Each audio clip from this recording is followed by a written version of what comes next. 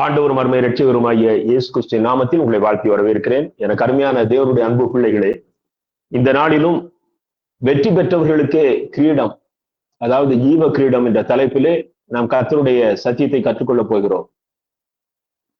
வாழ்வின் ஒவ்வொரு கட்டத்திலும் நாம் ஏதாவது ஒரு காரியத்திலே வெற்றி பெற வேண்டிய சூழ்நிலைக்கு தள்ளப்படுகிறோம்.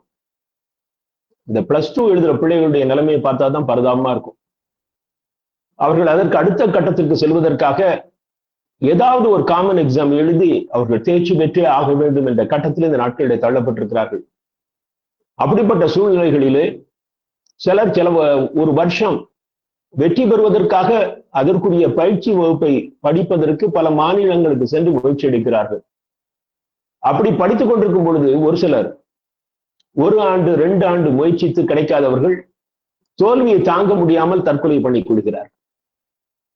எனக்கு அருமையான தேவனுடைய அன்பு பிள்ளைகளே, உலக பிரகாரமாக ஒரு தோல்வியை நம்மால் தாங்கிக் கொள்ள முடியவில்லை.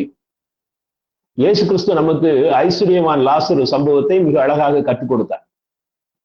அதிலே வெற்றி பெற்றது லாசரு, தோற்று போனவன் ஐஸ்வர்யவான்.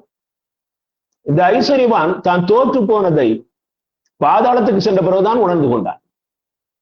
அதற்கு பிறகு அவனுக்கு அந்த தோல்வியிலிருந்து மீண்டு வருவதற்கு எந்த விதமான வாய்ப்பும் கிடையாது. ஆனால் இன்னைக்கு வாழ்கின்ற நமக்கு நாம் எதிலே தோற்றிருக்கிறோம், எதிலே நாம் மயிரலையிலே தோற்றுக் கொண்டிருக்கிறோம் என்பதை கண்டுபிடித்து நாம் அந்த வெற்றியை நோக்கி செல்வதற்கு அநேக உபாயங்கள் நம் முன்னில் நிற்கிறது. சமீப நாட்களாக நடந்து முடிந்த ஒலிம்பிக் பந்தயத்தில் வினேஷ் போகத் என்ற அருமையான குத்துச்சண்டை வீராங்கனை, அவர்கள் 50 கிலோ எடையுள்ள வீரர்களுக்கான அந்த போட்டிகளை பங்கு பெற்றார்கள். அவங்க செமிஃபைனல்ல வின் பண்ணிட்டாங்க. இப்போ ஃபைனல். அந்த ஃபைனலுக்கு அவர்கள் பங்கு பெறும் பொழுது அவர்களை எடை பார்த்த பொழுது அவர்கள் 50 கிலோவுக்கு அதிகமாக 100 கிராம் இருந்தார்கள். அவர்கள் ஏற்கனவே 50 கிராமிலே செமிஃபைனல்ல வெற்றி பெற்றிருந்தாலும் இப்பொழுது 100 கிராம் அதிகமானதினாலே அவர்கள் தகுதி நீக்கம் செய்யப்படுகிறார்கள். அதுவரைக்கும் பெற்ற வெற்றி கூட அங்கு தகுதி இழப்பு செய்யப்படுகிறது. ஒரு உலக பிரகாரமான ஒலிம்பிக் போட்டியிலே எத்தனை கடினமான சட்டத்திட்டங்கள்! என கடுமையான தேவனுடைய அன்பு பிள்ளைகளே, கிறிஸ்தவர்களாக வாழ்ந்து கொண்டிருக்கிறோம். ஒரு பொழுதுபோக்குக்காக கிறிஸ்தவ மதத்தை நாம் பின்பற்றுகிறவர்களாக இருக்கிறோம். நாளைக்கு சுதந்திர தினம், திருச்சபைகள்ல கொடியேற்றுறோம், நல்லது. ஆனால் எல்லா காரியங்களும் உலகத்துக்கும் நமக்கும் வித்தியாசம் இல்லாத சூழ்நிலையிலே சென்று கொண்டிருக்கிறது. ஆனால் நாம் வெற்றி பெற வேண்டியவர்கள் என்கிற அந்த சத்தியத்தையே நாம் மறந்து போனவர்களாக வாழ்ந்து கொண்டிருக்கிறோம். நல்லவனா வாழணும், நீதிமானா வாழணும், பரிசுத்தமா வாழணும், இப்படி அநேக சத்தியங்களை கேட்கிறோம். இதையெல்லாம் ஒரு முத்தாய்ப்பாக ஆண்டவராகிய இயேசு கிறிஸ்து யோவானுக்கு வெளிப்படுத்தின அந்த விசேஷத்துல 7 திருச்சபைகளை நமக்கு முன்னுதாரணமாக காட்டி அவர்கள் எதெல்லாம் தோற்று போனார்கள், அவர்கள் முன்னிலையில இன்னமும் வாய்ப்பு இருக்கிறது. அப்பொழுது அவர் சொல்லுகிறார், காதுள்ளவன் கேட்க கடவன். ஜெயம் கொள்கிறவனுக்கு நான் பரிசு பொருட்களை வைத்திருக்கிறேன் என்று சொல்லி ஒவ்வொரு திருச்சபைக்கும் அங்கு இருக்கிற போராட்டங்கள், அங்கு இருக்கிற தோல்விகளை சுட்டிக்காட்டி மிக நேர்த்தியாக நமக்கு கற்றுக் கொடுக்கிறார். இதனுடைய அர்த்தம் என்னவென்றால், ஆவியானவர் நமக்கு சொல்லுகிறது, நீங்கள் எப்படிப்பட்ட வாழ்க்கை வாழ்ந்தாலும், எப்படிப்பட்ட செய்திகளை நீங்கள் கேட்டாலும், இந்த வாழ்க்கையிலே நீ வெற்றி பெற்று ஆகணும். எனக்கு அருமையான தேவனுடைய அன்பு பிள்ளையே, நீ ஒரு நல்ல கிறிஸ்தவ பாடகராக இருக்கலாம், கிறிஸ்தவ பிரசங்கியாரா இருக்கலாம், ஆராதனை வீரரா இருக்கலாம். ஆனால் உன் முன் இருக்கிற இந்த வாழ்க்கையில நீ வெற்றி பெற்றிருக்கிறாயா? கிறிஸ்துவுக்குள் ஜெயம் பெற்ற ஒரு வாழ்க்கை வாழ்ந்து முடித்திருக்கிறாயா என்பதுதான் கேள்வி. இன்றைக்கு அதை குறித்த காரியத்தை விரைவாக நாம் கடந்து செல்வோம். வெளிப்படுத்தல் 21ஆம் அதிகாரம் 7ஆம் வசனத்தை பாருங்கள். வெளிப்படுத்தல் 21:7. ஜெயம் கொள்கிறவன் எல்லாவற்றையும் சுதந்திரித்துக் கொள்ளுவான், நான் அவர் தேவனாய் இருப்பேன், அவன் என் குமாரனாய் இருப்பான். What a wonderful blessing! ஜெயம் கொள்ளுகிறவன் எல்லாவற்றையும் சுதந்திரித்துக் கொள்ளுவான். அத்தனை ஆசீர்வாதங்களை ஆண்டவராய் இயேசு கிறிஸ்து வெற்றியுள்ள வாழ்க்கை வாழ்கிற பிள்ளைகளுக்காக வைத்திருக்கிறார். அதிலே மிக உயர்ந்த ஒரு ஆசீர்வாதத்தை சொல்கிறார் பாருங்கள். நான் அவன் தேவனாய் இருப்பேன், அவன் என் குமாரனாய் இருப்பார். இதுதான் மிக மிக உயர்ந்த ஆசீர்வாதம். இயேசு கிறிஸ்துவுக்கு கிடைத்த அதே அந்தஸ்தை ஜெயம் கொள்ளுகிற வாழ்க்கை வாழ்ந்து முடித்த பிள்ளைகளுக்கு கற்றுக் கொடுக்கிறார். எனக்கு அருமையான தேவனுடைய அன்பு பிள்ளைகளே, இந்த தரிசனம் நம்முடைய இருதயத்துல எப்பொழுதும் இருக்கணும். ஒருவேளை இந்த நாள் நமக்கு கற்றுக் கொடுத்திருக்கிற ஒரு மிக ஆசீர்வாதம் உள்ள நாள் என்று நான் நம்புகிறேன். இந்த செய்திக்காக நான் உட்கார்ந்து இருந்த பொழுது எனக்குள் ஆவியானவர் சொன்னது, உன்னுடைய வாழ்க்கையில எந்தெந்த இடத்துல நீ தோல்வியை நோக்கி சென்று கொண்டிருக்கிறாயோ, அல்லது உன்னுடைய வாழ்க்கையிலே எந்தெந்த காரியங்கள் தோல்வியடைந்த சூழ்நிலையில இருக்கிறதோ அதை இன்றைக்கு திருத்திக்கொள் என்று சொல்லி எனக்கு ஒரு படிப்பினையை கற்றுக் கொடுத்தார். எனக்கு அருமையான தேவனுடைய அன்பு பிள்ளைகளை, நாம் அநேக நேரங்களில் எல்லாவற்றிலும் நான் பெர்ஃபெக்ட், நமக்கு நாமே மார்க் போடுறோம். மார்க் நாம போட முடியாது, தீர்மானிப்பது கர்த்தர். ஒருவேளை வேதத்தின் வசனங்களின் அடிப்படையிலே நாம் நம்மை திருப்திப்படுத்திக் கொள்ளலாமே ஒழிய, கர்த்தர் விரும்புகிற நீதி என்பது மிக வித்தியாசமான ஒரு காரியம். எனக்கு அருமையான தேவனுடைய அன்பு பிள்ளைகளை, நீங்கள் யாக்கோபு 1:12 பாருங்கள். யாக்கோபு 1:12, சோதனையை சகிக்கிற மனுஷன் பாக்கியவான், அவன் உத்தமன் என்று விளங்கின பின்பு கர்த்தர் தம்மிடத்தில் அன்பு கூறுகிறவர்களுக்கு வாக்குத்தத்தம் பண்ணின ஜீவ கிரீடத்தை பெறுவான். அப்போ இந்த உலகத்துல கர்த்தர் நமக்கு அப்பப்போ சோதனை கொடுக்கிறாரு, டெஸ்ட். அதை சகிக்கிற மனுஷன் என்று சொன்னால் அதை வெற்றி கொள்கிற மனுஷன். அதற்கு அடுத்த வார்த்தை பண்ணா உத்தமன் என்று விளங்கின பின்பு என்று போட்டிருக்கிறது. அப்போ அந்த சோதனையிலே நான் தேர்ச்சி பெற்று விட்டேன் என்று யார் யார் நிரூபிக்கிறார்களோ அவர்களுக்கு அவர் ஜீவ கிரீடத்தை வைத்திருக்கிறார். சோதனை இல்லாத வாழ்க்கை கிடையாது.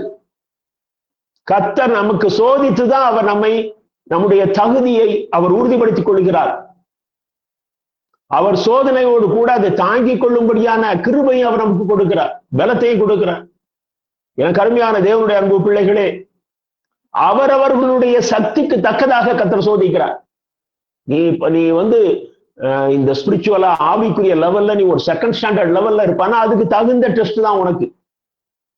நீ ஒரு கிராஜுவேட் லெவல்ல இருந்தா அதற்கு தகுந்த டெஸ்ட்.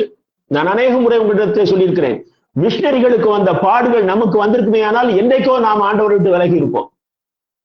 ஆனால் அவர்கள் எந்த அளவுக்கு உற்சாகமாக ஆண்டவருடைய ஊழியத்துக்கு ஒப்பு கொடுத்தார்களோ அவர்களுக்கு அவர்கள் கொடுத்த சோதனைகள் மிக கடினமான சோதனைகள், மிக கடினமான பாடுகள்.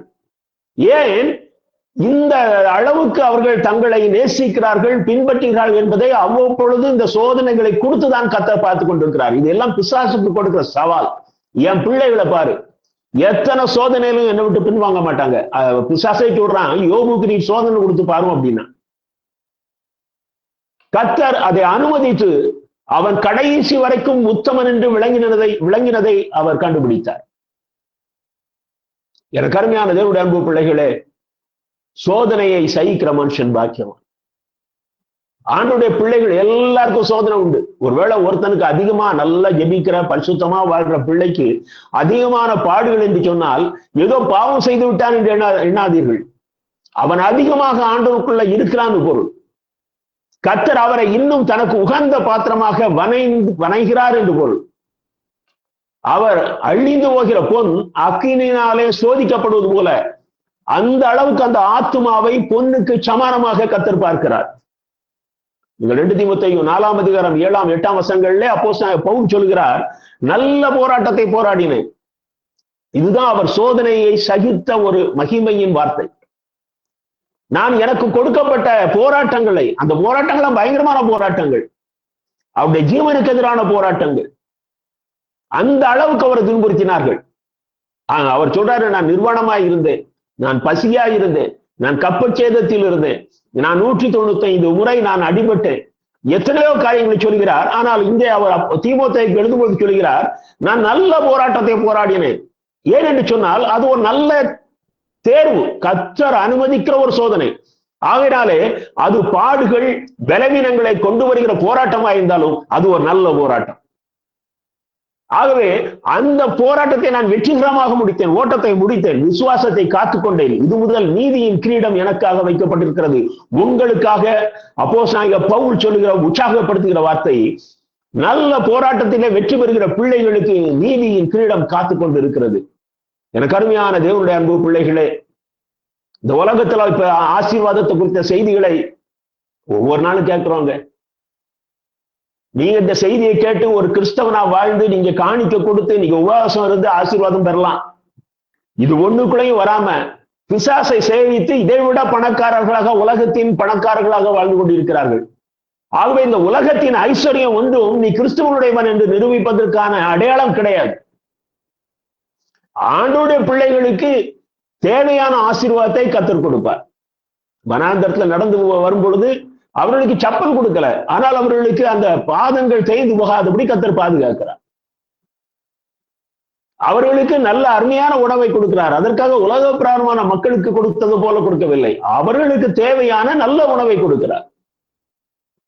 கர்த்தர் கொடுக்கிற உலக ஆசீர்வாதங்கள் நீ ஆண்டவரை விட்டு பின்மாற்றம் அடைந்து விடக்கூடாது என்கிற எண்ணத்தோடு கொடுக்கிறதாக இருக்குமே ஒழிய, இந்த உலகத்திலே நான் ஒரு ஐஸ்வர்யவானாக வாழ்ந்து நான் இயேசுடைய பிள்ளை ஆகவே நான் ஐஸ்வர்யவானாக இருக்கிறேன் என்று சொல்லக்கூடியதா இல்லை. அது ஒரு தோல்வியின் வார்த்தை. ஏன் என்று சொன்னால், நீ அந்த வார்த்தையை சொல்லும் பொழுது பிசாசை பின்பற்றுகிற ஒருவன் சொல்லுவான், அப்படியானால் பிசாசு பெரியவன். ஏன் என்று சொன்னால், உன்னை விட நான் பணக்காரன், என்னை பிசாசு அதிகமாக ஆசீர்வதித்திருக்கான் என்று சொல்லுவான். ஆகவே இந்த ஆசீர்வாத செய்திகளை கேட்டு ஏமாந்து போகாதீர்கள். கர்த்தருடைய பிள்ளைகளுக்கு இந்த உலகத்தில் ஆசீர்வாதம் அளவாகத்தான் இருக்கும். ஏன் என்று சொன்னால் அவன் பின்மாற்றம் அடைந்து விடக்கூடாது. ஆகையினால்தான் இந்த வெளிப்படுத்தல் 21:7 நாம் முதல் அந்த வசனத்தை பார்ப்போம். நான் அவன் தேவனாயிருப்பேன், அவன் என் குமாரனா இருப்பான். இதற்கு மிஞ்சிய ஆசீர்வாதம், உலகத்து ஆசீர்வாதம் ஒண்ணுமே கிடையாதுங்க.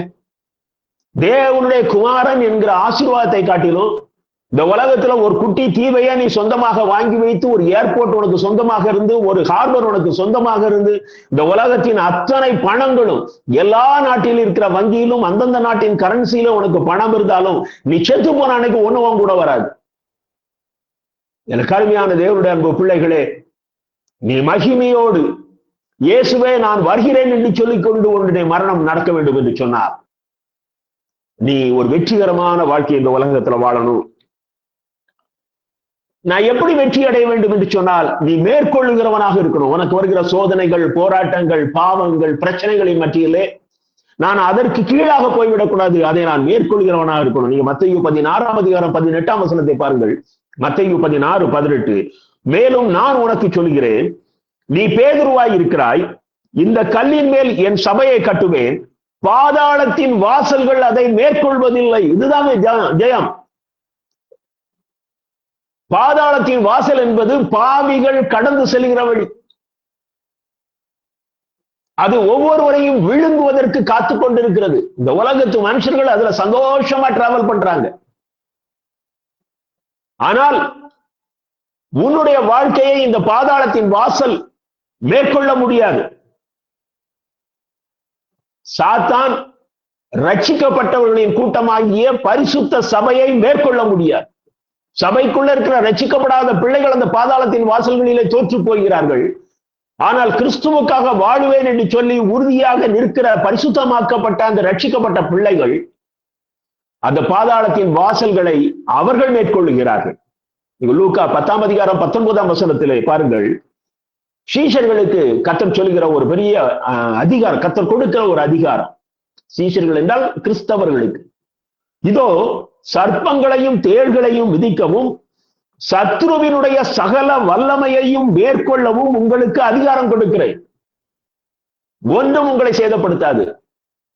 இத நாம என்ன செய்யறோம் அப்படின்னா, இன்னைக்கு ஊழியக்காரங்க உலக பிரகாரமான ஊழியத்துக்காக இதை ஒத்து பேசுகிறார்கள். அதாவது பிசாசு விரட்டுறது. ஏங்க, நீ அபிஷேகத்துல இருந்தாச்சுன்னா உன்னை கண்டா பிசாசு கதறிட்டு ஓடும்.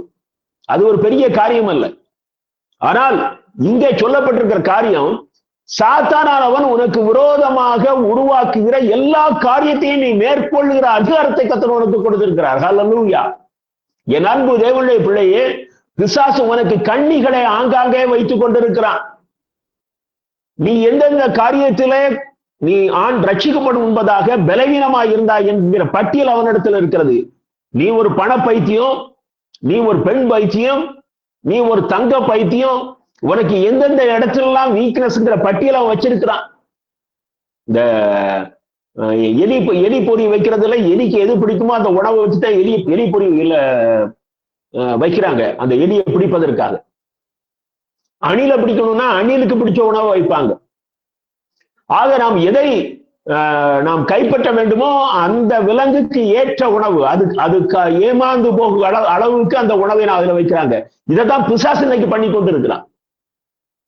ஆனால் கர்த்தர் சொல்லுகிறார், அதை மேற்கொள்ளுகிற அதிகாரத்தை உனக்கு கொடுக்கிறார்.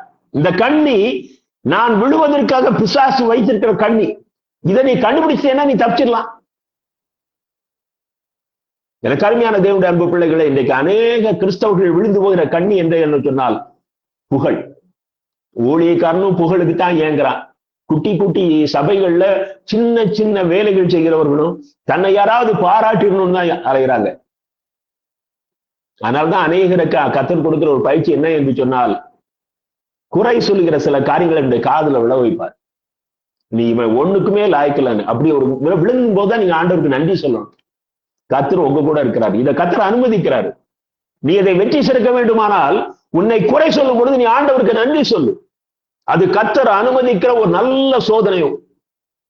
நீங்கள் ரோமர் 8ஆம் அதிகாரம் 36, 37 வசனத்தை பாருங்கள். அங்க அப்போஸ்தலனாகிய பவுல் தனக்கு வந்த பாடுகளை மிக அழகாக பட்டியலிடுகிறார். கிறிஸ்துவின் அன்பை விட்டு நம்மை பிரிப்பவன் யார்? உபத்திரவமோ, வியாகுலமோ, துன்பமோ, பசியோ, நிர்வாணமோ, நாசமோசமோ, பட்டயமோ, இவை எல்லாவற்றிலேயும் நாம் நம்மில் அன்பு இருக்கிறவராலே முற்றும் ஜெயம் கொள்ளுகிறவர்களாயிருக்கிறோம். என்னென்ன சோதனை வருது பாருங்க. உபத்திரவம், வியாகுலம், துன்பம், பசி, நிர்வாணம், நாசமோசம், இந்த பாடுகளிலே ஏன் எனக்கு இந்த பாடுகள்? நான் நல்லா ஆண்டவருக்காக ஓடுறானே, ஏன் எனக்கு இந்த பாடுகள் என்று நீ கேட்பாய். ஆனால் நீ தோற்று போனவன். முதல்ல பாடுகள் வரும்பொழுதும் ஒரு வார்த்தை சொல்லுங்க, கர்த்தாவே நீர் என்னை நினைத்துக் கொண்டிருக்கிறபடினாலே நன்றி. நீர் உம்முடைய வீரர்கள் பட்டியலில் என்னையும் ஒரு ஆளாக வைத்து எனக்கு நீர் பயிற்சி கொடுக்கிறபடினாலே நன்றி என்று சொல்லுங்க. நிச்சயமாக நம்மிடத்திலே அன்பு வருகிற கிறிஸ்துவாலே இந்த சோதனைகளை நாம் மேற்கொண்டு நாம் ஜெயம் பெறுவது உறுதி. அதைத்தான் அப்போஸ்தலனாகிய பவுல் மிக அழகாக நமக்கு கற்றுக் கொடுக்கிறார். நீங்கள் அதற்கு அடுத்த 2 வசனங்களை பாருங்கள். 38, 39. மரணமானாலும் ஜீவனானாலும் தேவதூதர்கள் ஆனாலும் அதிகாரங்களானாலும் வல்லமைகளானாலும் நிகழ்காரியங்களானாலும் வரும் காரியங்களானாலும் உயர்வானாலும் தாழ்வானாலும் வேறெந்த சிருஷ்டியானாலும் நம்முடைய கர்த்தராகிய கிறிஸ்து இயேசுவில் உள்ள தேவனுடைய அன்பை விட்டு நம்மை பிரிக்க மாட்டாது என்று நிச்சயித்திருக்கிறார். இந்த உலகத்துல எந்த சூழ்நிலை வந்தாலும், மரணத்தின் செய்திகளோ, என் ஜீவனை பாதுகாக்க வேண்டிய சூழ்நிலையோ, அல்ல இந்த உலகத்தின் அதிகாரம், இன்னைக்கு நம்ம அதிகமா போராடுற ஒரு காரியம் என்ன? உலகத்தின் அதிகாரங்கள் இன்னைக்கு ஆண்டவருடைய பிள்ளைகளுக்கு விரோதமாக அதிகமாக பிசாசு உபயோகிக்கிற ஒரு ஆயுதமாக இருக்கிறது. அன்னைக்கு இரத்த சாட்சி மரணங்களிலே பார்ப்பீர்களானால் அவர்கள் உலகத்தின் அதிகாரங்களை எதிர்த்துதான் ஆண்டவருக்காக தங்கள் ஜீவனை கொடுத்தார். இப்படிப்பட்ட காரியங்கள் தேவனுடைய அன்பை விட்டு நம்மை பிரிக்க முடியாது. இதுல நாம வெற்றி பெறணும். எனக்கு அருமையான தேவனுடைய அன்பு பிள்ளைகளே, நீங்கள் 1 யோவான் 2ஆம் அதிகாரம் 14ஆம் வசனத்தின் பின்பகுதியை பாருங்கள். வாலிபரே, நீங்கள் பலவான்களாய் இருக்கிறதினாலும் தேவ வசனம் உங்களில் நிலைத்திருக்கிறதினாலும் நீங்கள் பொல்லாங்கனை ஜெயிச்சதினால் உங்களுக்கு எழுதுகிறேன். ரொம்ப அழகா சொல்றாரு. தேவ வசனம் உங்களுக்குள் இருக்கிறதினாலே நீங்கள் பொல்லாங்கனை ஜெயிச்சீர்கள் என்று குறிப்பிடுகிறார் யோவான். அப்போ நமக்குள்ள வசனம் இருந்தா தான் நாம் பொல்லாங்கனை வெற்றி கொள்ள முடியும். நம்முடைய இருதயத்துக்குள்ள கர்த்தருடைய வசனம் பேசிக்கொண்டே இருக்க வேண்டும். முதல்ல நீ பொல்லாங்கனை ஐடென்டிஃபை பண்ணணும். நீ வேலை பார்க்கிற ஸ்தலத்துல யார் பொல்லாங்கன் என்பதை கண்டுகொண்டால் தான் நீ வெற்றி சிறக்க முடியும். உன்னுடைய குடும்பத்துக்குள்ள நீ ஆண்டவருக்குள்ள நிலைத்து நிற்க கூடாதபடி உனக்கு விரோதமாக குடும்பத்தின் நபர்களை வைத்து பிசாசு போராடும் பொழுது அங்கே யாருக்குள் அந்த பொல்லாங்கன் இருக்கிறான் என்பதை நீங்கள் பகுத்தறியக்கூடிய கிருபை ஆண்டவர் உங்களுக்கு தரணும். அப்போ வசனம் உங்களுக்குள்ள இருந்தாதான் அது முடியும். எனக்கு அருமையான தேவனுடைய அன்பு பிள்ளைகளே, வார்த்தையின் மூலம் சாத்தானை வெற்றி சிறக்கணும். 1 யோவான் 5ஆம் அதிகாரம் 4-5 வசனங்களை பாருங்கள். தேவனால் பிறப்பதெல்லாம் உலகத்தை ஜெயிக்கும். யார் யார் தேவனுடைய குமாரனாகிய இயேசு கிறிஸ்துவின் ரத்தத்தினாலே கழுவப்பட்டு மறுபிறப்படைந்தவர்களாக இந்த உலகத்திலே வாழ்கிறார்களோ, நாம மாம்சத்தில் பிறந்தவர்கள், நாம் தேவனால் பிறக்க வேண்டுமானால் நாம் அந்த மறுபிறப்பின் கிருபையை பெற்றிருக்கணும். அந்த நிச்சயத்தை உடையவர்களாக இருக்கணும். அப்படிப்பட்டவர்கள் தான் இந்த உலகத்தை ஜெயிக்க முடியும், உலகத்தின் அதிபதியை ஜெயிக்க முடியும். நீங்க தானியேல் தீர்க்கதரிசியின் புத்தகத்துல ரொம்ப அழகா சொல்றாரு. தானியேல் 6:8 பாருங்க. தரியு ராஜாவின் ராஜ்யபார காலத்திலும் பெர்சியனாகிய கோரேசுடைய ராஜ்யபார காலத்திலும் தானியேலின் காரியம் ஜெயமாயிருந்தது. 2 ராஜாக்களுடைய ஆட்சி காலத்திலேயும் தானியேலுடைய அந்த வாழ்க்கை ஒரு வெற்றியுள்ள வாழ்க்கையாக, அது ஜெயமாக இருந்தது. ஏன் இருந்தது?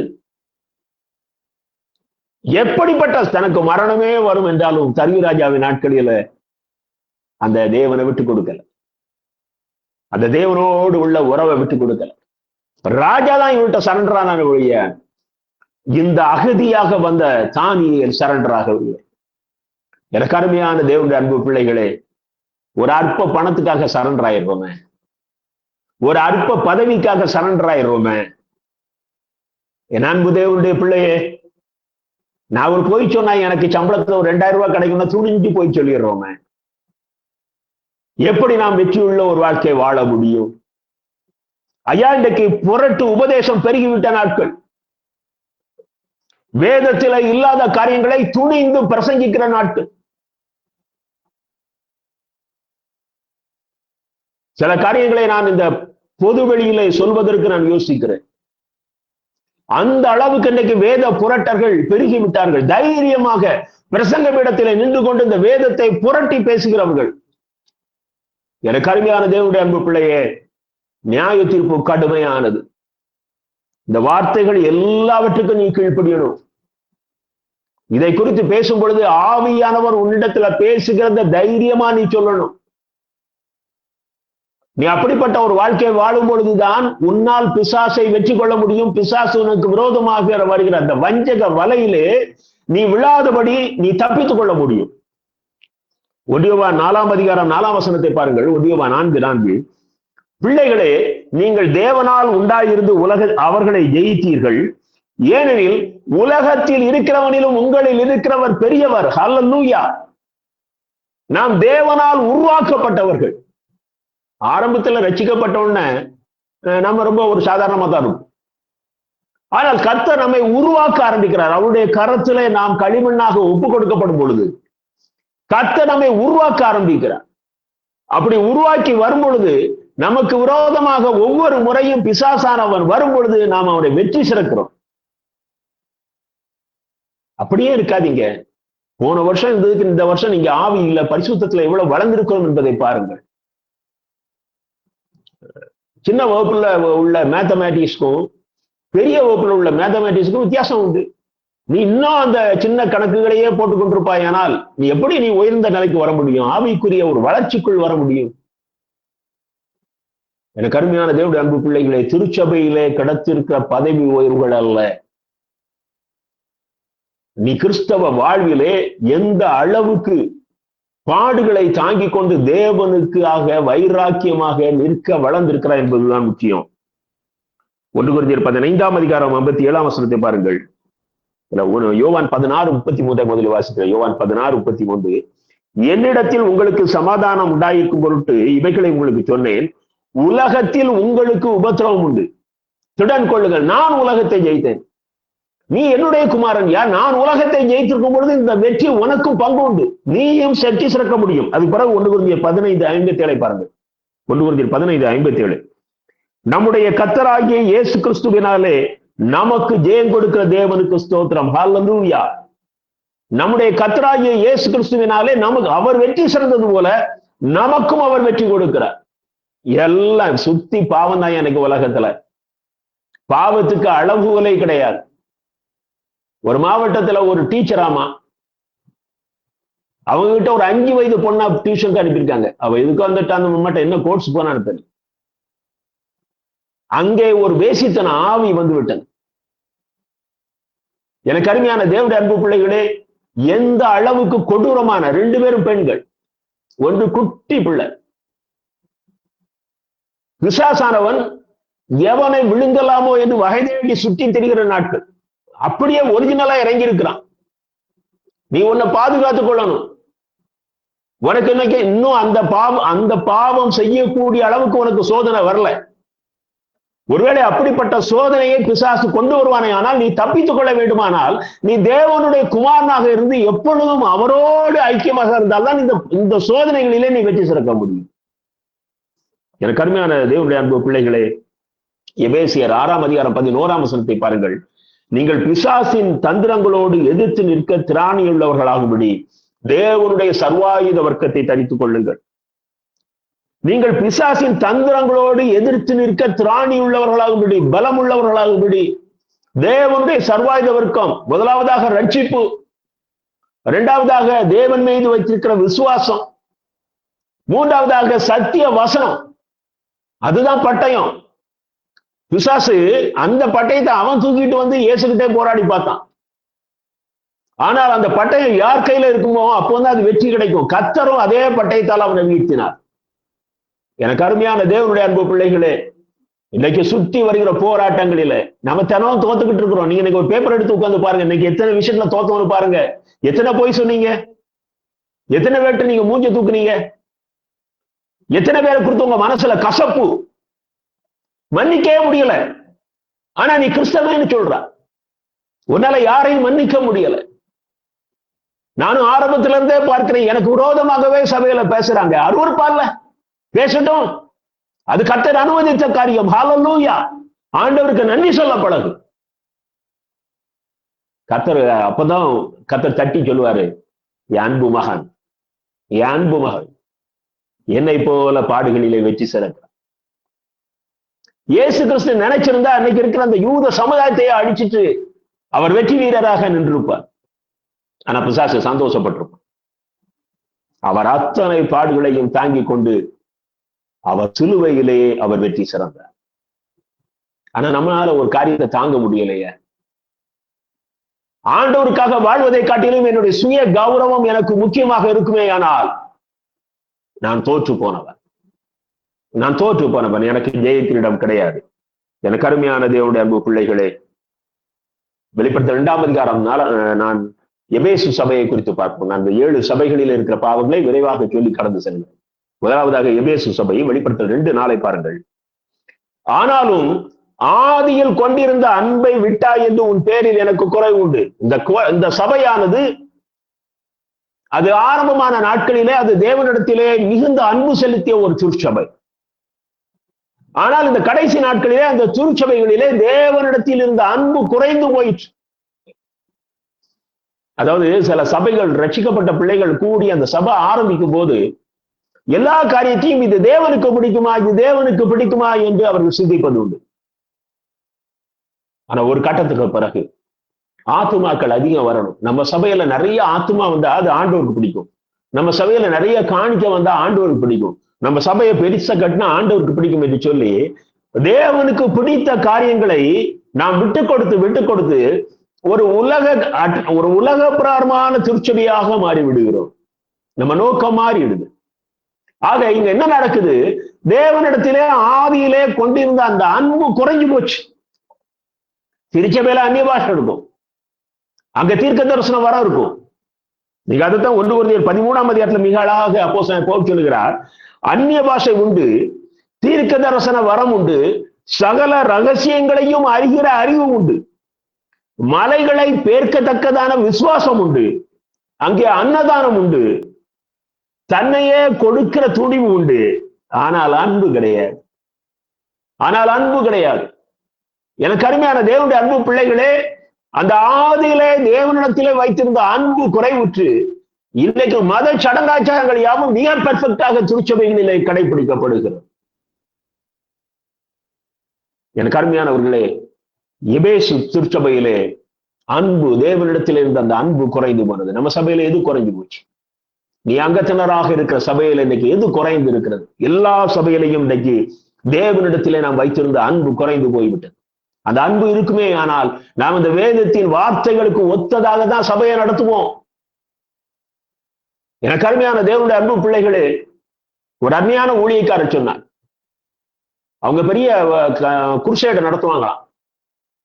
அந்த குருசேட்ல அந்த ஊழியத்தினுடைய தலைவர் செய்தி கொடுக்கும் பொழுது வல்லமையாக பேசிவிட்டு அதோடு அந்த குருசேடை முடிச்சிருவாரு.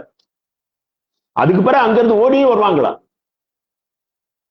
பிரதர், நாம் காணிக்க வசூல் பண்ணல, ஐயோ இந்த குருசேடுக்கு இவ்வளவு பணம் செலவு பண்ணி இருக்கிறோம், நீங்க செய்தியை முடிச்சிட்டீங்க, இனி எப்படி காணிக்க வசூல் பண்றது? அப்ப அவர் சொல்லுவார், கர்த்தர் பார்த்துக் கொள்வார். எனக்கு அருமையான தேவனுடைய அன்பு பிள்ளைகளே, ஒரு நாளும் அவர்களுடைய காணிக்கை, அவருடைய பண தேவையை, அவர்களுக்கு பணத்திலே கஷ்டம் வரும்படியாக கர்த்தர் அனுமதிக்கவில்லை. அவருடைய பண தேவையை கர்த்தர் சந்தித்தார். ஆனா இன்னைக்கு காணிக்க வசூல் பண்றதுக்கு எத்தனை பிளான், எத்தனை சிஸ்டம். விசுவாசத்தை போதிக்கிறவர்கள் ஜனங்களிடத்திலிருந்து பிச்சை எடுக்கிறவர்களாக மாறிவிட்டார். ஒரு வசனத்தை படிப்பானே, உன் சபைக்குள்ள வசனத்தை கற்றுக் கொடுங்க. நீங்கள் ஊழியம் செய்வீர்களே ஆனால் அங்கே வருகிறவர்களுக்கு வசனத்தை கற்றுக் கொடுங்க. ஆவியானவர் அவர்களை கொண்டு பேசுவார், உற்சாகமாய் கொடுப்பார், மிகுந்த தரித்திரத்திலும் உதாரத்துவமாய் கொடுப்பார்கள், தங்களை தாங்களே கொடுப்பார். எனக்கு அருமையான தேவனுடைய அன்பு பிள்ளைகளே, ஜனங்களிடத்திலே தேவனோடு உள்ள அன்பை நாம் வளர்க்கிறவர்களாக இருக்கணும். மத்திய 22:37 பாருங்க, இயேசு அவரை நோக்கி, உன் தேவனாகிய கர்த்தரிடத்தில் உன் முழு இருதயத்தோடும் உன் முழு ஆன்மாவோடும் உன் முழு பலத்தோடும் அன்பு உருவாயாக. இந்த அன்பு குறைஞ்சு போச்சே. இருதயம் எங்க இருக்குது? உலகத்து பணத்து மேல இருக்குது. ஆன்மா எங்க இருக்குது? உலகத்தை நோக்கில ஆன்மா இருக்குது. எனக்கு அருமையானவர்களே, எபேசு சபையிலே இருந்த பாவம், இந்த பாவத்தை கண்டிச்சுதான் கர்த்தர் சொல்லுகிறார், நீ இதுல சரி செய்திரு, இல்லைன்னா நீ ஜெயம் கொண்ட வாழ்க்கை வாழ முடியாது, நீ ஜீவ கிரீடத்தை பெற்றுக்கொள்ள முடியாது. இரண்டாவதாக பார்ப்போம், ஸ்மிர்னா சபை. வெளிப்படுத்தல் 2:9 பாருங்கள். வெளிப்படுத்தல் 2:9, உன் கிரியைகளையும் உன் உபத்திரவத்தையும் நீ ஐஸ்வர்யம் உள்ளவனாய் இருந்தும் உனக்கு இருக்கிற தரித்திரத்தையும் தங்களை யூதர் என்று சொல்லியும் யூதராயிராமல் சாத்தானுடைய கூட்டமாயிருக்கிறவர்கள் செய்யும் தூஷணத்தையும் அறிந்திருக்கிறேன். இந்த சபையில உபத்திரவம் இருந்தது, இந்த சபையில தரித்திரம் இருந்தது, இந்த சபையில வேதத்தை பழித்து பேசுகிற சாத்தானுடைய கூட்டம் இருந்தது. இத்தனையை எதிர்த்துதான் சபை கர்த்தருக்குள்ள வளரணும். இந்த போராட்டங்களை எதிர்த்துதான் சபை கர்த்தருக்குள்ள வளரணும். ஜெயம் கொள்ளுகிறான் எவனோ, அந்த சபைக்குள்ள இருக்கிற ஒவ்வொருவரும் இந்த போராட்டத்துல வெற்றி பெற வேண்டும் என்பதற்காக உழைக்கணும். இது ஏதோ சபைக்குள்ள உள்ள காரியத்துக்காக கூட்டு யுத்தம் மாத்திரம் அல்ல. நீ தனிப்பட்ட முறையில மூலம் யுத்தத்துல வெற்றி பெற்றாதான் சபை முழுவதுமாக வெற்றி கொள்ள முடியும். எனக்கு அருமையான தேவனுடைய அன்பு பிள்ளைகளே, இன்றைக்கும் அநேக சபைகளில இப்படிப்பட்ட போராட்டங்கள் இருக்கிறது. சபைக்குள்ள தரித்திரத்தின் ஆவி உலாவிக் கொண்டிருக்கிறது. சபைக்குள்ள உபத்திரவத்தின் ஆவி உலாவிக் கொண்டிருக்கிறது. சோர்ந்து போகக்கூடாது. கர்த்தர் இதை வெற்றி சிறப்பதற்கு நமக்கு சகல கிருபைகளையும் கொடுத்திருக்கிறார். நீங்க ஆண்டவரை மாத்திரம் நோக்கி பார்ப்பீர்களே ஆனால் கர்த்தர் எல்லா காரியங்களையும் உங்களுக்கு வெற்றி தர முடியும். உங்களோட நம்பிக்கை எங்க இருக்குது? ஆண்டவர்கிட்ட இருக்குதா, ஊழியக்காரன்ட்ட இருக்குதா? கர்த்தரிடத்துல இருக்குமே ஆனால் இதை எவ்விதமாக நான் ஆண்டவரிடத்துல கொண்டு சொல்லுவேன். நீங்க முதல்ல உபத்திரவத்தை கண்டுபிடிக்கணும். எது உபத்திரவம், எது தரித்திரம்? நான் சொல்வது பண தரித்திரத்தை மாத்திரம் சொல்லவில்லை. இன்னைக்கு பிரசங்க பீடங்களிலே வசன தரித்திரம் வந்துச்சு.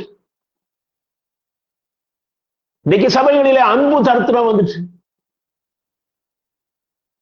இன்னைக்கு சபைகளிலே உதவி செய்வதிலே தரித்திரம் வந்து விட்டது. இவை எல்லாவற்றையும் உணர்கிற கிருபை நமக்கு வேணும். ஆண்டவருடைய பிள்ளைகளுக்கு அந்த கிருபையை கர்த்தர் கொடுக்கிறார்.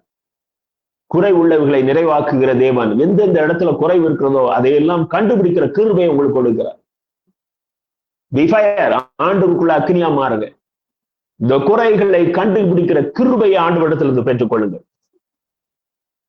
வெளியிலிருந்து வருகிற எதிர்ப்புகளிலே பின்வாங்கி விடாமல் எதிர்த்து நிற்கிற கிருபையை கர்த்தரிடத்திலிருந்து பெற்றுக் கொள்ளுங்கள். மூன்றாவதாக ஒரு சபை இருக்கிறது, பெர்கமு சபை. இந்த சபையை குறித்து பார்ப்போம். வெளிப்படுத்தல் 2ஆம் அதிகாரம் 14, 15 வசனங்களிலே, ஆகிலும் சில காரியங்களை குறித்து எனக்கு குறை உண்டு. விக்கிரகங்களுக்கு படைத்தவைகளை புசிப்பதற்கும் வேசித்தனம் பண்ணுவதற்கும் ஏதுவான இடரலை இஸ்ரவேல் புத்திரர் முன்பாக போடும்படி பாலாக் என்பவனுக்கு போதனை செய்த பிலேயாமுடைய போதகத்தை கை கொள்ளுகிறவர்கள் உன்னிடத்தில் உண்டு. அப்படியே நிக்கோலாய் மதஸ்தருடைய போதகத்தை கை கொள்ளுகிறவர்களும் உன்னிடத்தில் உண்டு. அதை நான் வெறுக்கிறேன். தவறுதலான போதைகள் அன்றைக்கு பெர்கமு திருச்சபைக்குள்ள வந்துச்சு. நீங்க பிலேயாமை குறித்த காரியம் என்ன என்று சொன்னால், கர்த்தர் நீ மோவாப் ராஜாவுக்கு சாதகமாக போய் நீ இஸ்ரவேல் ஜனங்களுக்கு விரோதமாக தீர்க்க தரிசனம் சொல்லக்கூடாது. நோ. ஆனால் அந்த ராஜா உனக்கு அநேகம் பரிசு பொருட்கள் தருவேன் என்ற உடனே எனக்கு பரிசு பொருட்கள் வேண்டாம் என்று சொல்லிவிட்டு, ஆனால் ஆண்டவரிடத்துல போய் என்ன சொல்றாரு, நான் போலாமான்னு கேட்கிறாரு. கர்த்தர் போன்னு சொல்லிட்டார். உன்னை போகக்கூடாதுன்னு சொன்ன பிறகு நீ திரும்ப போய் கேட்டா என்ன அர்த்தம்? வேதத்தின் வார்த்தைகளுக்கு அப்படியே கீழ்ப்படிய வேண்டுமே ஒழிய, அதற்கு பிறகு அதை சுத்திய வரைக்கும் ஒரு ரீசனை கண்டுபிடிச்சு இந்த வசனத்தின்படி நான் அந்த காரியத்தை செய்யலாம் என்கிற எண்ணம் உனக்கு உருவாகுமே, ஆனால் உனக்குள்ள பிலேயாமின் ஆவி இருக்கிறது. எனக்கு அருமையான தேவனுடைய அன்பு பிள்ளைகளே, அந்த பெர்கமு சபை மக்கள் தங்களுக்கு சாதகமான போதனைகளை உருவாக்கி கொண்டார்கள். நீங்க 2 பேதுரு 2ஆம் அதிகாரம் 15, 16 வசனத்தை பாருங்க. 2 பேதுரு 2ஆம் அதிகாரம் 15, 16 வசனங்கள். செம்மையான வழியை விட்டு தப்பி நடந்து பேயோரின் குமாரனாகிய பிலேயாமின் வழியை பின்பற்றி போனவர்கள் அவன் அநீதத்தின் கூலியை விரும்பி தன்னுடைய அக்கிரமத்தின் நிமித்தம் கடிந்து கொள்ளப்பட்டான். அவனை கடிந்து கொண்டது எது? கடிந்து கொண்டது கழுக கடிந்து கொண்டது. அவன் அக்கிரமத்தின் கூலியை விரும்பினான். எனக்கு அருமையான தேவனுடைய அன்பு பிள்ளைகளே, இன்றைக்கு இப்படிப்பட்ட உபதேசங்கள் பாவத்தின் சம்பளத்தை பெறும்படியான ஆசையை நமக்குள் தூண்டுகிறது.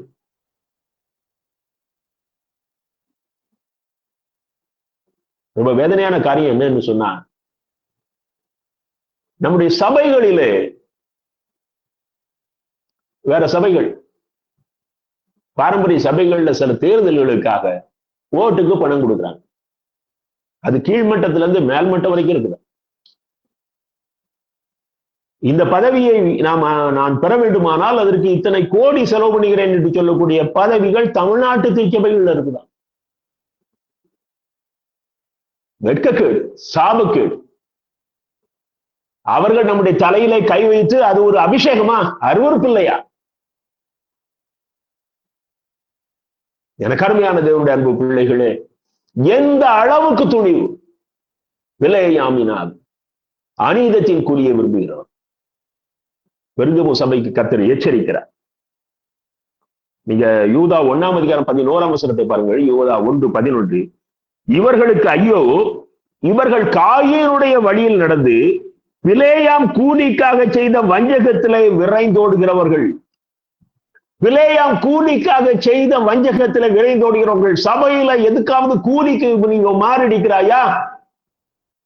நான் ஊழியக்காரர்கள் வாங்குகிற சம்பளத்தை சொல்லவில்லை, அது அவர்களுக்கு கொடுக்கப்பட வேண்டிய கர்த்தருடைய கிருபையின் பணம்.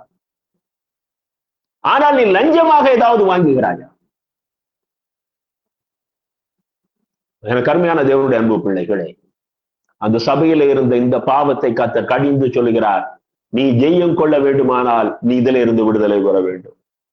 நீ ஜெயம் கொள்ள வேண்டுமானால் இதிலிருந்து விடுதலை பெற வேண்டும். சாதாரணமான காரியம் அல்ல. எனக்கு அருமையான தேவனுடைய அன்பு பிள்ளைகளை, 4வதாக தியத்தீரா சபையை குறித்து பார்ப்போம். வெளிப்படுத்தல் 2ஆம் அதிகாரம் 20ஆம் வசனம். ஆகிலும் உன் பேரில் எனக்கு குறை உண்டு. என்னவெனில், தன்னை தீர்க்கதரிசி என்று சொல்லுகிற ஏசபேல் என்னும் ஸ்திரீயானவள் என்னுடைய ஊழியக்காரரை வேசித்தனம் பண்ணவும் விக்கிரகங்களுக்கு படைத்தவைகளை புசிக்கவும் அவர்களுக்கு போதித்து அவர்களை வஞ்சிக்கும்படி நீ அவளுக்கு இடம் கொடுக்கிறாய். சாத்தானின் அடுத்த வருஷம் வெளிப்படுத்த 2:24 சாத்தானின் ஆழங்கள் என்று அவர்கள் சொல்லுகிறார்களே. எனக்கு அருமையான தேவனுடைய அன்பு பிள்ளைகளே, நீங்க நிறைய உலக சபைகளில உலக ஊழியக்காரர்களை குறித்து வருகிற சில செய்திகளை நீங்க பார்க்கணும். ஒரு அருமையான ஒரு போதகர் அவர் வேசித்தனத்துக்குள்ள விழுந்த பொழுது அதையும் ஆவியான வெளிப்பாடு என்று பேச ஆரம்பித்து விட்டார். ஜனங்கள் எல்லாத்துக்கும் தான் ஆவியானவனா தலையாட்டிவானே. எவ்வளவு ஒரு பயங்கரமான உபதேசம் இந்த நாட்களிலே ஊழியக்காரர்களுக்குள் பிசாசானவன் புகுந்து வஞ்சகமாக பேசுகிறான். இந்த தியத்தீரா சபையில அதுதான் நடந்தது. அங்க ஒரு ஏசபேல் என்று பெயருடையவள். அந்த ஏசபேல் என்றாலே அது பாகாலின் ஆவி, வேசித்தன ஆவி. அந்த தீர்க்கதரிசி சொல்லுகிறாள், ஜனங்களை வேசித்தனம் பண்ணும்படியாக தூண்டுகிறார், விக்கிரகத்தை கனப்படுத்தும்படியாக தூண்டுகிறார். விக்கிரகம் என்று சொன்னால் அந்நிய தெய்வங்கள் என்று நீங்கள் அதோடு நிறுத்தி விடாதீர்கள். வேதத்துல விக்கிரகம் என்பதே பொருளாசைதான். பொருளாசையாகிய விக்கிரகம் என்றுதான் அப்போஸ்தலனாகிய பவுல் கொலோசைய திருச்சபைக்கும் வேச திருச்சபைக்கும் எழுதின நிருபங்களிலே அவர் வலியுறுத்துகிறார். இன்னைக்கு பொருளாசை இல்லாத கிறிஸ்தவன் யாரு? சபைக்கு வர்றதே பொருளாசைக்கு தானே. ஜெபத்திலே பொருளாசை தானே நமக்கு அதிகமான பெட்டிஷனா இருக்குது. ₹1 கொடுத்து லாட்டரி டிக்கெட் வாங்கினா ₹1,00,000 விழுங்கிறது அந்த காலத்து ஜனங்கள் கடைபிடிக்கிற வழியா இருந்தது. இன்னைக்கு நான் இந்த ஊழியத்துக்கு நான் காணிக்க வைப்ப நல்லா இன்வெஸ்ட் பண்ண, இந்த இடத்துல நான் பணம் போடுவேனே ஆனால், காணிக்க கொடுப்பேனே ஆனால் நான் ஆசீர்வதிக்கப்படுவேன் என்கிற உபதேசத்தை என்னுடைய செவிகள் கேட்டு அதுல மனரமியமா இருக்க நான் கற்றுக்கொண்டேனே. எனக்கு அருமையான தேவனுடைய அன்பு பிள்ளைகளை, அது ஏசபேலின் ஆவி, அது ஏசபேலின் ஆவி. நீ ஜெயம் கொள்ள முடியாது, நீ ஜெயம் கொள்ள முடியாது. இந்த உலகத்தோடு உன்னுடைய வாழ்க்கை அழிந்து போ. நீங்க 2 கொரிந்தியர் 11ஆம் அதிகாரம் 13ஆம் 14ஆம் வசனத்தை பாருங்கள். 2 கொரிந்தியர் 11ஆம் அதிகாரம் 13, 14. அப்படிப்பட்டவர்கள் கள்ள அப்போஸ்தலர்கள், கபடமுள்ள வேலையாட்கள், கிறிஸ்துவனுடைய அப்போஸ்தலரின் வேஷத்தை தரித்து கொண்டவர்களாய் இருக்கிறார்கள். அது ஆச்சரியம் இல்லை. சாத்தானும் ஒளியின் தூதனுடைய வேஷத்தை தரித்து கொண்டானே. தேவனுடைய ஊழியக்காரர் போல, தேவனுடைய தூதர்களை போல சாத்தான் ஒளியின் தூதனுடைய வேஷத்தை தரித்து வருவதை போல இன்றைக்கு கள்ள அப்போஸ்தலர்கள், கள்ள கபடமுள்ள வேலையாட்கள் இன்னைக்கு கிறிஸ்துவனுடைய ஊழியக்காரர்கள் என்ற போர்வையிலே உலகத்திலே மிகுந்து காணப்படுகிறார்கள்.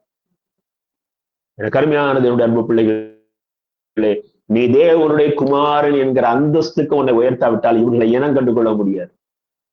உன்னுடைய இருதயத்திலே நான் ஒரு வெற்றியுள்ள வாழ்க்கை வாழ்வேன் என்கிற ஒரு முடிவுக்கு நீ வராவிட்டால் இவர்களுடைய வார்த்தையிலே நீ தோற்று போவாய். அந்த வார்த்தையே உன்னை அழித்து போடும். 5வதாக பார்ப்போம், சர்தை சபை. நீ வெளிப்படுத்தல் 3ஆம் அதிகாரம் 1ஆம் வசனத்தை பாருங்கள். 1ஆம் 2ஆம் வசனங்களை வாசிக்கிறேன். உன் கிரியைகளை அறிந்திருக்கிறேன். நீ உயிருள்ளவன் என்று பெயர் கொண்டிருந்தும் செத்தவனாய் இருக்கிறார். நீ விழித்துக் கொண்டு சாகிறதற்கு ஏதுவாய் இருக்கிறவர்களை ஸ்திரப்படுத்து. உன் கிரியைகள் தேவனுக்கு முன் நிறைவுள்ளவைகளாய் இருக்கட்டும். கர்த்தர் என்ன எதிர்பார்க்கிறான்னா, நம்முடைய கிரியைகள் ஒரு கர்த்தர் விரும்புகிற பூரணம் உள்ளதா இருக்கணும். அதுல அரகுறை இருக்கக்கூடாது. இன்னைக்கு உயிரற்ற செத்த கிறிஸ்தவர்கள் அதிகமாகி போன நாட்கள். ஆன்மா செத்து போயிருக்கு. எங்க ஆத்மாதாக பரலோகத்துக்கு போக போகுது. இது செத்து போயிருந்தாச்சுன்னா நம்ம எப்படி வெற்றி கொள்ள முடியும்?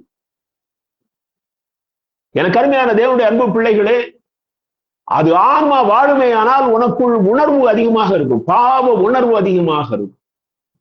அந்த ஆன்மா சொல்லணும், எனக்கு பயங்கரமான நெருக்கடிப்பா அப்படின்னு சொல்லும். ஆன்மா சொல்லும். நீ இருக்கிற இடத்துல இருக்க அந்த பாவ சூழ்நிலையை உணர்ந்து கொள்ள முடியும். ஏசாயா சொல்றாருல, நான் அக்கிரம உதடுகள் உள்ளவன், அக்கிரம உதடுகள் உள்ள ஜனங்களின் நடுவிலே வாசம் பண்ணுகிறவன். ஆக ஒரு மனிதன் பூரணமாகும் முன்பே அவன் தன்னை பற்றி தன்னை சுற்றி உள்ள சூழ்நிலையை உணர்ந்து கொள்ள முடியுமானால், நீ ஆண்டவருக்குள் உன்னை புதுப்பித்துக் கொண்ட மகனாக வாழுவாயானால் உன்னை சுற்றி உள்ள சூழ்நிலையை உன் ஆன்மா புரிஞ்சுவிடும். அந்த ஆன்மா பரலோகத்துக்கு போகணுமே, எனக்கு அருமையான தேவனுடைய அன்பு பிள்ளைகளை, எபேசியர் 5ஆம் அதிகாரம் 4ஆம் வசனத்தை பாருங்கள். ஆதலால் தூங்குகிற நீ விழித்து மரித்தோரை விட்டு எழுந்து. நீ இந்த இடத்துல இருக்கிற, நீ உட்கார்ந்து இருக்கிற இடம் என்னது? எல்லாமே ஆன்மா செத்து போன ஜனங்கள். அதுக்குள்ள இருந்தீங்கன்னா நீ எழும்ப முடியாது, நீ பரலோகத்துக்கு போக முடியாது, நீ வெற்றி சிறக்க முடியாது. நீ வீரர்கள் கூட்டத்தில் இருக்கணும், அவிசுவாசிகள் கூட்டத்துல உட்காராதீங்க, ஆன்மா செத்து போனவங்க கூட்டத்துல உட்காராதீங்க, இந்த உலகத்துக்கு சாதகமா பேசுகிறவருடைய கூட்டத்துல போய் உட்காராதீங்க. அதான் சங்கீதம், முதல் சங்கீதத்துல அருமையாக தாவீது எழுதுகிறார், துன்மார்க்குடைய ஆலோசனையில் நடவாமலும் பாவியுடைய வழியில் இல்லாமலும் பரியாசக்காரர் உட்காரும் இடத்தில் உட்காராமலும். இந்த உலகத்துல அப்படிப்பட்ட ஒரு பெரிய கூட்டம் இருக்குது. சில ஜனங்கள் இப்படிலாம் வாழ முடியாதுங்க அப்படின்னு சொல்லுங்க, போய் உட்கார்ந்துராத. யூ ஐசோலேட் யுவர் செல்ஃப், உன்னை தனிமைப்படுத்து. நீதிமொழிகள் 21:31 பாருங்கள். குதிரை யுத்த நாளுக்கு ஆயத்தமாக்கப்படும், நீ அதுக்கு ரெடியாகு.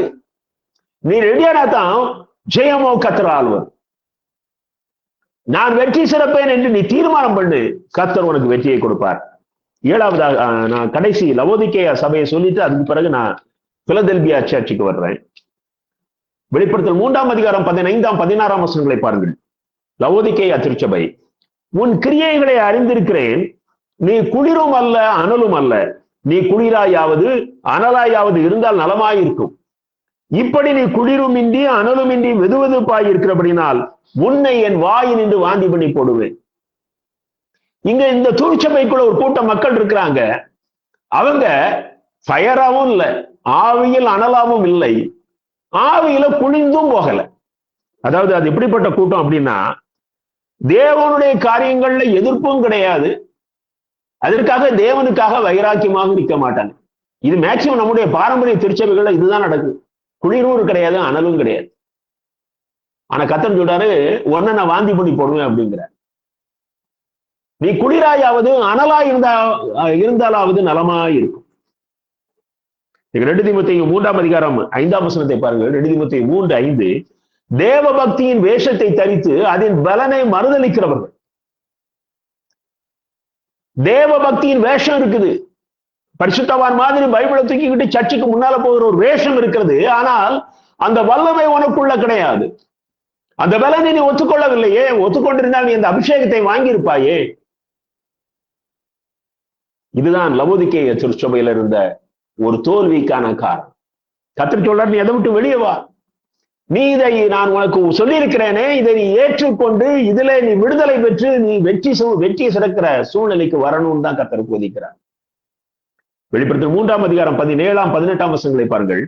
நீ நிர்பாக்கியம் உள்ளவனும் பரிதபிக்கப்படத்தக்கவனும் தரித்திரனும் குருடனும் நிர்வாணியுமாய் இருக்கிறதை அறியாமல் நான் ஐஸ்வர்யவான் என்றும் திரவிய சம்பன்னன் என்றும் எனக்கு ஒரு குறைவும் இல்லை என்றும் சொல்கிறாய். நீ 18ஆம் வசனத்தினுடைய கடைசி வரியை வாசிக்கிறேன். நீ பார்வை அடையும்படிக்கு உன் கண்களுக்கு கலிக்கம் போட வேண்டும் என்று உனக்கு ஆலோசனை சொல்லுகிறேன். தங்களுடைய ஆவிக்குரிய நிலையை அறிய முடியாதபடி உலக ஆசீர்வாதம் அவருடைய கண்களை குருடாக்கு. இவர்கள் நிர்பாக்கியம் உள்ளவர்கள், பரிதபிக்கப்படத்தக்கவர்கள், தரித்திரர். ஆனால் என்ன சொல்றாங்க, நாங்கள் ஐஸ்வர்ய சம்பனர். இன்னைக்கு அதுதான் இன்னைக்கு அநேக இடங்கள்ல உலக பிரகாரமாக ஆசீர்வதிக்கப்பட்டவர்கள் சொல்லுகிற வார்த்தை, நாங்கள் கர்த்தருக்குள் நன்றாயிருக்கிறோம், ஆகையினால்தான் நாங்கள் இவ்வளவு செழிப்பாய் இருக்கிறோம். தரித்திரர்களை பார்த்து அவர்கள் என்ன பாவம் செஞ்சார்களோ இந்த தரித்திர நிலையில இருக்கிறார்கள் என்று சொல்கிறார்கள். கர்த்தர் சொல்லுகிறார், நீ பாவம் முழுவதையும் செய்து கொண்டு உன்னுடைய ஆசீர்வாதத்தை உன் அளவுகோலாக தீர்மானித்து விடாது. நீ ஒரு வெற்றியுள்ள வாழ்க்கை வாழுகிறேன் என்று சொல்லி தவறுதலாக தீர்மானித்து விடாது. உன் கண்களுக்கு, உன் இருதய கண்களுக்கு மருந்து போடும். எனக்கு அருமையான தேவனுடைய அன்பு பிள்ளைகளே, லவோதிக்கேய திருச்சபை மக்கள் ஆவிக்குரிய கண்கள் குருடாக்கப்பட்டவர்களாக இருந்தார்கள், அனலும் குளிரும் மற்றவர்களாக இருந்தார்கள். இன்னைக்கு நம்முடைய திருச்சபையில அப்படிப்பட்டவர்களாக நாம் எப்பவுமே, ஆனால் இன்னைக்கு அந்த கட்டுகளில் இருந்து வெளியே வர வேண்டும். கடைசியாக பிலதெல்பியா சபையை பாருங்கள். வெளிப்படுத்த 2ஆம் அதிகாரம் 8ஆம் வசனத்தை வாசிக்கிறேன். உன் கிரியைகளை அறிந்திருக்கிறேன், உனக்கு கொஞ்சம் பலன் இருந்தும் நீ என் நாமத்தை மறுதலியாமல் என் வசனத்தை கை கொண்டபடியினாலே இதோ திறந்த வாசலை உனக்கு முன்பாக வைத்திருக்கிறேன், அதை ஒருவனும் பூட்ட மாட்டான். 11ஆம் வசனத்தை பாருங்கள். இதோ சீக்கிரமாய் வருகிறேன், ஒருவனும் உன் கிரீடத்தை எடுத்துக்கொள்ளாதபடிக்கு உனக்குள்ளதை பற்றி கொண்டது. ஒரு அருமையான திருச்சபை. அந்த திருச்சபைக்கு கொஞ்சம் பலம் தான் இருக்கு. அங்க பெரிய பெரிய ஊழியக்காரங்க செய்து கொடுக்க வர்றதில்லை. அங்க ஆவிக்குரிய சத்தியத்தை கற்றுக் கொடுக்கிற தாசர்கள் வர்றதில்லை. உலக பிரகாரமான பணபலம் கிடையாது. சூழ்நிலைகள் அவங்களுக்கு சாதகமா இல்லை. ஆனாலும் அவர்கள் கர்த்தருக்குள் வைராக்கியமாக இருக்கிறார்கள். அந்த சபையை பார்த்து கர்த்தர் சொல்கிறார், உனக்கு கிரீடம், நீ கிரீடத்தை பிடிச்சிட்ட, அதை விட்டுறாத, அதை விட்டுறாத. போராட்டம் வரும். இங்க சில பரிசுத்தவான்கள் உட்கார்ந்து கொண்டிருக்கிறீர்கள். கர்த்தர் சொல்லுகிறார், சூழ்நிலைகளில் நீ அந்த கிரீடத்தை விட்டுறாதப்பா. உனக்கு ஒரு கிரீடம் கொடுக்கப்பட்டிருக்கு, நீ இதை கடைசி வரைக்கும் காப்பாற்றணும். சூழ்நிலைகள்ல விட்டுறாத. எனக்கு அருமையான தேவனுடைய அன்பு பிள்ளைகளே, நாம் வெற்றியுள்ள வாழ்க்கையை வாழ்வதற்காக பிறந்தவர்கள். ஏசாயா எபிரேயர் 12ஆம் அதிகாரம் 15ஆம் 16ஆம் வசனங்களை பாருங்கள். எபிரேயர் 12, 15, 16. ஒருவனும் தேவனுடைய கிருபையை இழந்து போகாதபடிக்கும் யாதொரு கசப்பான வேர் முளைத்தெழும்பி கலக்கம் உண்டாக்குகிறதினால் அநேகர் தீட்டுப்படாதபடிக்கும் ஒருவனும் வேசிக்கள்ளனாகவும் ஒருவேளை போஜனத்துக்காக தன் சேஷ்டபுத்திர பாகத்தை விற்று போட்ட ஏசாவை போல சீர்கட்டவனாகவும் இராதபடிக்கு எச்சரிக்கையாயிருங்கள். நம்முடைய கையிலே கிரீடம் கிடைச்சிட்டு, ஆனால் அதற்கு பிறகும் போராட்டம் வரும். ஒருவேளை போஜனத்துக்காக தன்னுடைய சேஷ்டபுத்திர பாகத்தை அசட்டை பண்ணினான். நீ கூட இந்த உலகத்துல உனக்கு உன் கண் முன்னால் நிற்கிற அற்ப ஆசீர்வாதத்துக்காக தேவனுடைய கிருபையை இழந்து போகாது, அந்த கிரீடத்தை இழந்து போகாது.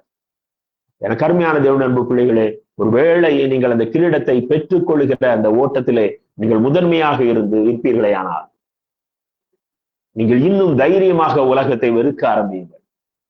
உலகத்தை வெறுக்காம தேவனுடைய கிருபையை நீங்கள் தேவனுடைய கிருபையை நீங்கள் பெற்றுக்கொள்ள முடியாது. எனக்கு அருமையான தேவனுடைய அன்பு பிள்ளைகளே, 1 கொரிந்தியர் 10ஆம் அதிகாரம் 6ஆம் வசனத்தை பாருங்கள். 1 கொரிந்தியர் 10:6. அவர்கள் இச்சித்தது போல நாமும் பொல்லாங்கானவைகளை இச்சையாதபடிக்கு இவைகள் நமக்கு திருஷ்டாந்தங்களாய் இருக்கிறது. அதாவது இஸ்ரவேல் ஜனங்கள் வனாந்தரத்துல நடந்து வராங்க. அப்பொழுது அவர்களை கர்த்தர் மோசேக்குள்ளாக மேகத்தினாலும் சமுத்திரத்தினாலும் ஞானஸ்நானம் கொடுக்கிறாரு. அதுக்கு சிம்பலா சொல்றாங்க. இங்க 1 கொரிந்தியர் 10ஆம் அதிகாரம் 2ஆம் வசனத்துல எல்லாருக்கும் ஒரே போஜனம் கொடுக்கிறாரு, எல்லாருக்கும் ஒரே பானம் கொடுக்கிறார். சகல காரியங்களிலும் அவர் தம்முடைய ஜனங்களை உலகத்து ஜனங்களை விட வித்தியாசமாக வழிநடத்தி வருகிறார். இவ்வளவு இருந்தும் அவங்க முறுமுறுக்கிறாங்க. அவர்களில் சிலர் விக்கிரகாராதனைக்காரர்களாக மாறி போனார்கள். அவர்களில் சில ஒரு கூட்ட மக்கள் வேசித்தன ஆவியினாலே பாதிக்கப்பட்டார்கள். அவர்கள் கிறிஸ்துவை அநேக முறை பரீட்சை பார்த்தார்கள், அநேக முறை முறுமுறுத்தார்கள். இவங்க எல்லாரும் அழிந்து போனார்கள். எனக்கு அருமையான தேவனுடைய அன்பு பிள்ளைகளே, இவர்களும் எல்லாரோடும் கர்த்தர் கொடுத்த மன்னாவை புசித்தவர்கள், கர்த்தர் காட்டிய அந்த வழியிலே செங்கடலை கடந்து வந்தவர்கள், செங்கடலை கடந்து வந்தவர்கள்.